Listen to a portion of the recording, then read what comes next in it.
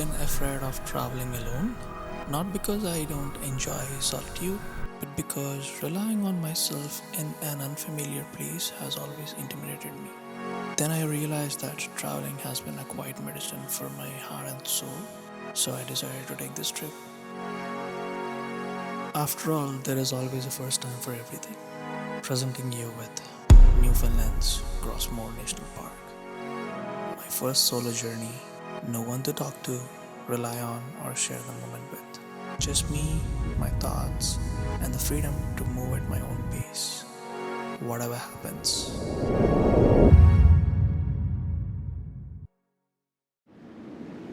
I planned my first day to visit the south of Gros Morne, starting from Rocky Harbour to Trout River via Bonny Bay. I started the day with the land that shouldn't exist.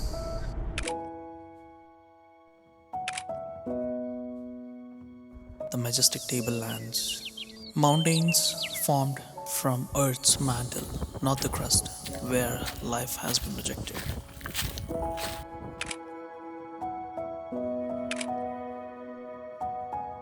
It looks like Mars because it basically is.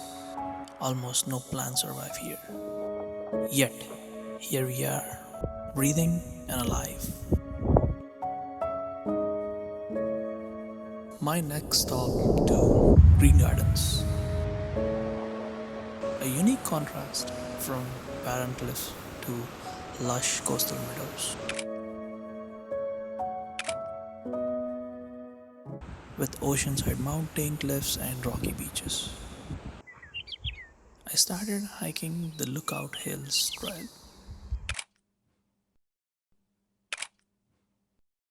which has panoramic views of the Bonny Bay town along the way and Tableland Mountains at the summit. It wasn't an escape from reality, but a shift in reality to see things as a challenge rather than a threat.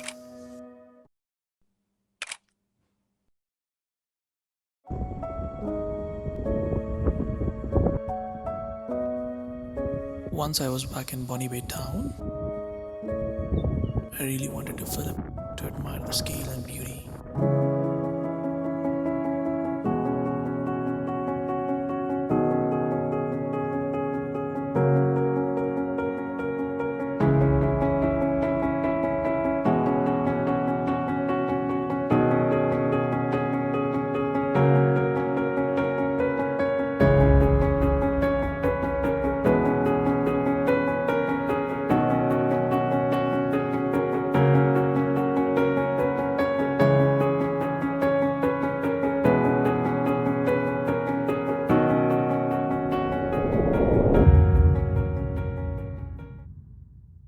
I began the second day slowly, not because I was tired, but because I wanted to feel more. The hikes didn't exhaust me, but they left me exuberant. I drove up to St. Paul's from Rocky Harbour on the most scenic Viking trail, and the moment I caught sight of the towering mountains, I had to stop to film the rugged mountain range along the coastlines with a few kilometers of marshlands in between.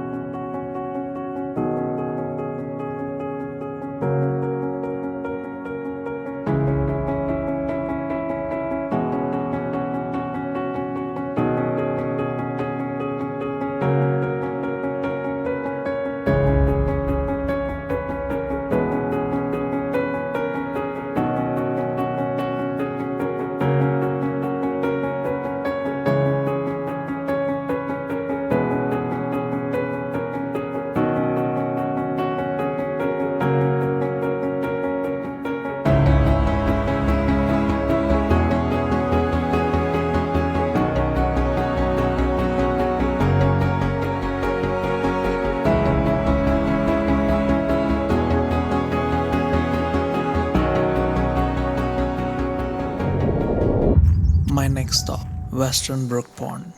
I hiked to the head of the lake, where the tour boat would take me into the fjord for an up-close, powerful experience on how freshwater fjords are carved by melting glaciers over millions of years. I never imagined I would witness this. This is where your ego dissolves. This place teaches patience, stillness, and smallness.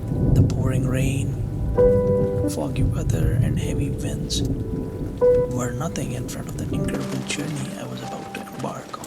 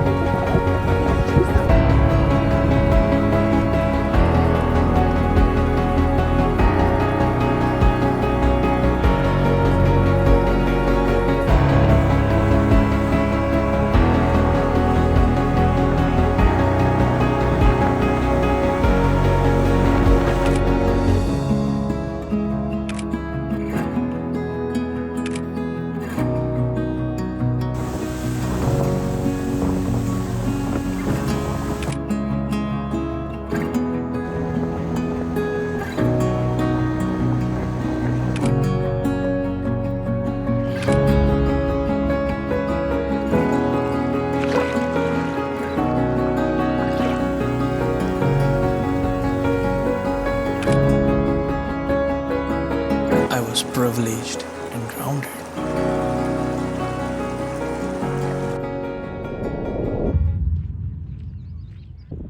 On my way back, I stopped at Green Point, a best exposed geological timeline on Earth. 500 million years of history told by rock, stacked like pages for us to read.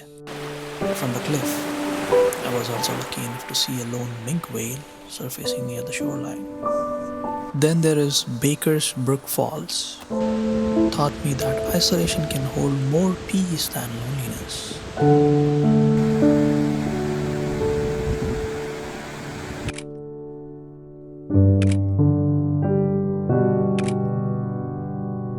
This day became a quiet reflection on how small we really are.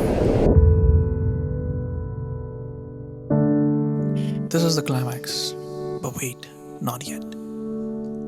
I started the day with clear skies at the Rocky Harbor lookout. This small, remote town showed me how isolation within a close community can feel meaningful.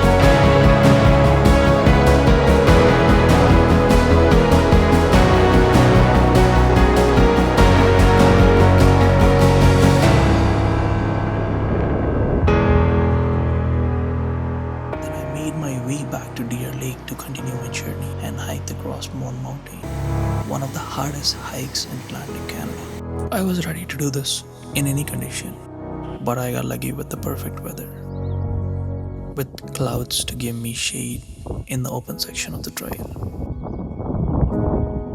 For me, it wasn't about strength, it was about endurance. Here, hikes that push you and nature that humbles you.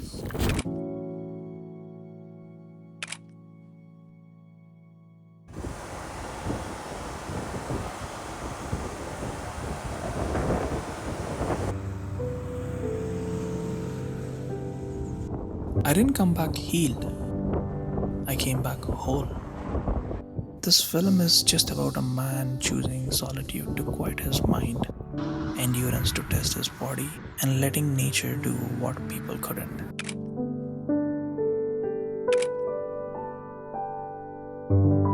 Thank you, Newfoundland.